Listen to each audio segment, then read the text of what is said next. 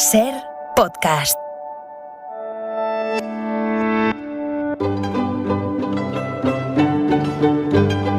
En La Ventana acontece, que no es poco, un relato personal de la historia, con Nieves con Costrina, Cadena Ser. Venga, ¿por dónde empezamos? A ver, va. Pues vamos a ver si situamos esta historia para situarnos todos, incluso sí. Yo, porque me cuesta a veces entender las cosas y lo que decimos siempre, a veces hay que irse muy atrás. Hablábamos ayer de Cataluña, bueno, Sí, pues hoy... sí.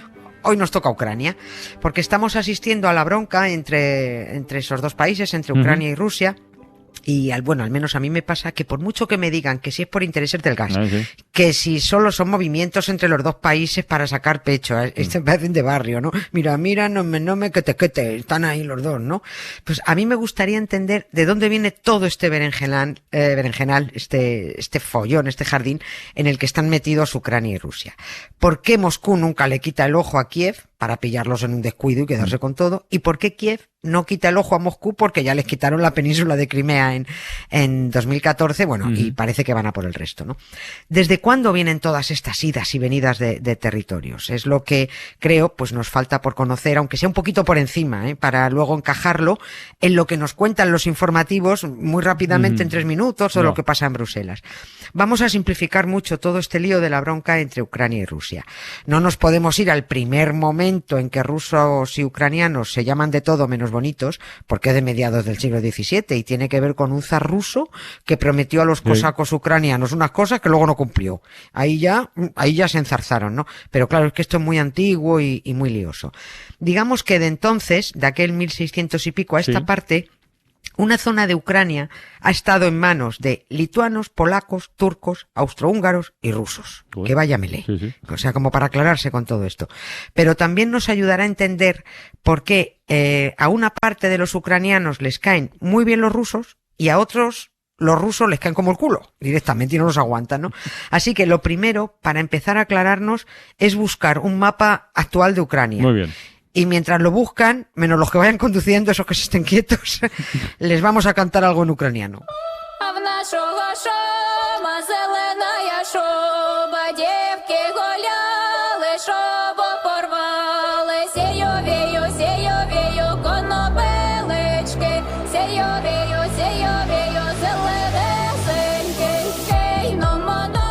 A ver, esto parece como los cuadros con La Ventana del Arte. Ya tengo el mapa aquí delante. ¿Qué hago ahora? Mirarlo a los ojos. Vale, ya está. Lo estoy mirando. Sí, mirarlo de frente y tirar una línea de arriba abajo. No es que sea recta, pero bueno, para entendernos, una línea de arriba abajo para dividirlo en dos partes. Enseguida se ve que hay una zona, la de la izquierda, que está muy metida hacia Europa, pegada a Hungría, a Polonia, a Rumanía, y luego está la zona de la derecha. Es un poco más pequeña que la otra y que está rodeada por arriba y por la derecha por la actual Rusia. En esta parte de la derecha se incluye la península de Crimea, que es algo parecido en su forma, para entendernos, a una mano que sale del sur de Ucrania y se mete en el Mar Negro. El Mar Negro en todo esto es importantísimo. Parece un lago, pero en realidad es un mar porque tiene salida al Mediterráneo. Es una salida muy estrecha, muy estrecha por Turquía, tan estrecha que se llama el Estrecho del Bósforo, ¿no? Todo el que haya ido de viaje a Estambul ha visto el canalillo ese, pues por donde, digamos, desagua, ¿no? Por decirlo de alguna manera. Crimea era Ucrania. Pero los rusos no han parado de dar la turra para quedársela desde mediados del siglo XIX. Primero, porque es un enclave estratégico del copón, desde el punto de vista naval, y segundo, porque es un punto turístico chulísimo, con un clima templadito y unas playas pues estupendas. Como los zares y la aristocracia rusa no eran tontos, en ninguna parte del mundo nunca lo son. Pues echaron el ojo a la península ucraniana de Crimea y empezaron a adueñarse del Mar Negro. Desplegaron barcos y empezaron a quedárselo, el mar, poquito a poco, para llegar a Turquía, quedarse con el estrecho del Bósforo y controlar la salida al Mediterráneo. Ahí fue que, te vas a acordar, yo creo, ahí fue cuando Europa dijo, quietos ahí, Francia, Gran Bretaña, ayudaron a los turcos a parar a los rusos. Y Rusia perdió la guerra de Crimea, que fue exactamente, que fue un pedazo de guerra. Ya hemos hablado de ella alguna vez, ¿no? Sí, aquella guerra fue tremenda, fue muy cruenta y trajo muchísimas consecuencias, ¿no? En Crimea nació la fotografía de guerra, nació la meteorología, ya lo contamos, y nació la enfermería moderna con la gran Florence Nightingale, ¿no?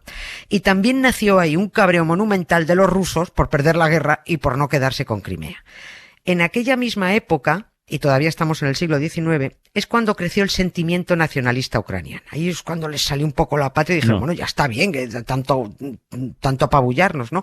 Surgieron los primeros partidos políticos que defendían la identidad ucraniana frente a tanto intento ruso de rusificar la zona, ¿no? Y a finales de aquel siglo, del XIX, tenemos que hay una parte de ucranianos que hacen muy buenas migas con los rusos y otra parte de ucranianos más nacionalistas y hasta el gorro de los rusos. Por eso se produce una situación muy loca, que cuando llega la Gran Guerra, la Primera Guerra Mundial, unos ucranianos, los de la parte de la izquierda del mapa, lucharon en el bando del Imperio Austrohúngaro y otros, los de la parte de la derecha, en el bando del Imperio Ruso. Claro, esto es un país dividido totalmente, ¿no? Ayuda al mapa, ¿eh? Sí, no, claro, de verdad. Es tremendo, pero se siguió liando más la madeja, porque muy poco antes de que terminara la Primera Guerra Mundial, éramos pocos y parió la abuela, que decíais el otro día, comentabais esto. Se dio una patada al zar, se lía la Revolución Rusa y alejop, aparecen los bolcheviques, que se hacen con el poder en Rusia y en parte de Ucrania. También en esto los ucranianos estuvieron divididos. Unos simpatizaban con los soviéticos, con los bolcheviques, y otros no. Con lo cual, la guerra civil quedó servida en bandeja de plata.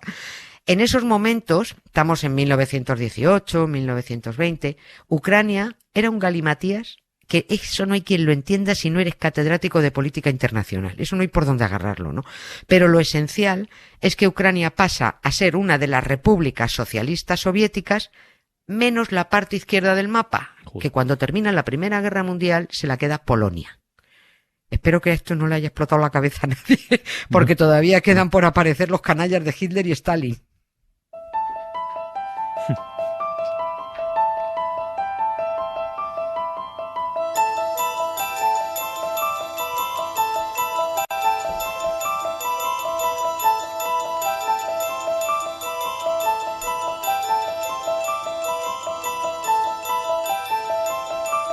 A los dos les cuadra la música del Exorcista, ¿eh? Sí, bueno, totalmente. A los dos y a algún otro también, pero en fin, a Hitler y a Stalin seguro. Bueno, claro, es previsible, ¿no? Además, con el relato que estás haciendo, que no, es difícil seguirlo, pero se entiende bien, ¿eh? No, tú no te preocupes. La Segunda Guerra Mundial, evidentemente, solo hizo enredar muchísimo más las relaciones entre ucranianos y rusos. En fin, ¿no? Claro, la madeja ya tenía más nudos que nada, porque cuando Hitler y Stalin se reparten Polonia, claro. Claro, Polonia... Claro, se había quedado con Ucrania, pero esa parte izquierda de Ucrania se la queda Stalin. Entonces Stalin la une a la parte derecha del mapa, a la parte soviética. Así es como se forma el mapa de Ucrania que ahora vemos delante, ¿no? El mapa grandote. Pero ojo, Crimea era rusa, no ucraniana, rusa.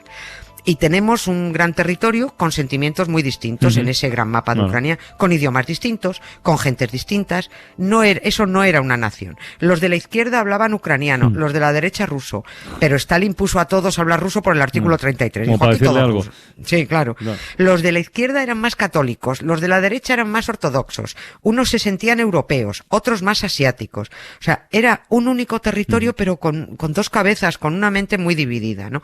Stalin, además, deportó a casi todos los habitantes de Crimea, que eran, de vez en cuando aparecen los tártaros, que alguien los menciona. Bueno, casi todos eran tártaros. Llevaban ahí en Crimea desde hacía 9 siglos. Bueno, pues se los llevó a todos a Siberia y repobló Crimea con rusos muy soviéticos. Y muchos soviéticos. ¿No? Pero Stalin se murió. Y llegó al poder un tal Khrushchev, que consiguió que la Unión Soviética renegara de Stalin y lo declararon un bicho muy malo, la famosa desestalinización esa, ¿no? Y dijo Khrushchev, nosotros somos más buenos, ¿eh? Y para demostrarlo vamos a hacer unos cuantos gestos, entre ellos entregarle a la República Soviética de Ucrania la península de Crimea. Ah, pues mira qué bien. Ah, pero Sebastopol no, ojo, eso que está al sur. Ah, porque ahí solo tenía Moscú como base militar. Y claro, ahí tenían... Y ahí sigue. Y ahí sigue, claro. Continúa pasando el tiempo y llega Gorbachov con las rebajas y desintegra la Unión Soviética. Ucrania pasa a ser independiente y Crimea es Ucrania. pero los ucranianos siguen divididos. La división nunca se ha cambiado, ¿no? Unos, los de la izquierda del mapa, se sienten europeos. Esos quieren entrar en la Unión Europea, quieren entrar en la OTAN, pero los otros se sienten soviéticos, muy rusos. Y Crimea, como fue repoblada por rusos y hay una mayoría rusa, se siente rusa. O sea, han vuelto algunos descendientes de los tártaros deportados, pero es que son una minoría. Claro, ¿no? todo esto que estás contando yo creo que, no digo que justifique, pero explica que en 2014 Rusia, Putin decidiera anexionarse Crimea, además sin mucha dificultad. Sí. Bueno, y sobre todo porque en Sebastopol su base militar y el armamento que tenían le pusieron la conquista, la anexión en bandeja directamente. Claro, vamos. es que en el terreno militar no había partido. No había nada, no había partido porque tenía en Sebastopol, tenía todas las armas, tenía barcos, tenía de todo, ¿no? Los rusos lo tenían absolutamente chupado, ¿no? Y en mitad de todo esto, antes de la crisis de Crimea de 2014, cada vez que se elegía presidente de Ucrania, ahí estaban los rusos, especialmente el incordio de Putin, que estaba permanentemente intentando meter a los de su cuerda, que saliera elegido un colega suyo, ¿no? Porque así podía mantener la base de Sebastopol. Dicho más claro, la base de Sebastopol tendrían que haberla abandonado los rusos según los acuerdos que habían firmado en el año 2017. Esto si no se hubieran invadido en 2014, claro. Pero si había un presidente colega de los rusos, conseguía Putin que se prorrogara la estancia de las bases cada vez que pues a Putin le saliera de su bolo, ¿no? Hasta 2042 consiguió prorrogar la estancia de la base.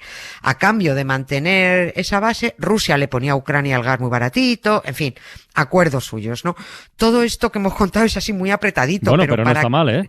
Pero para calibrar que lo de Rusia y Ucrania es el cuento de nunca acabar. Y que por eso cada vez que preguntan a un ucraniano por la calle, lo vemos en los informativos paseando al perro, ¿estáis preocupados? Pues no, estamos tan tranquilos, ¿no? Porque el conflicto ruso-ucraniano está enquistado totalmente, ¿no? Ahora, hombre, entran otros intereses en juego, la política es otra, pero que al menos sepamos que cuando no es por pitos, es por flautas, pero de vez en cuando liarse, se va a liar.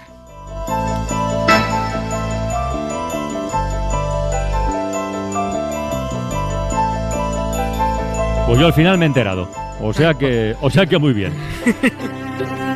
Suscríbete a Acontece que no es poco. Todos los episodios y contenidos adicionales en la app de Cadena SER y en nuestros canales de Apple Podcast, Spotify, iVoox, Google Podcast y YouTube.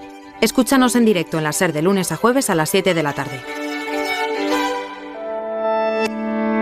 Cadena SER. La radio.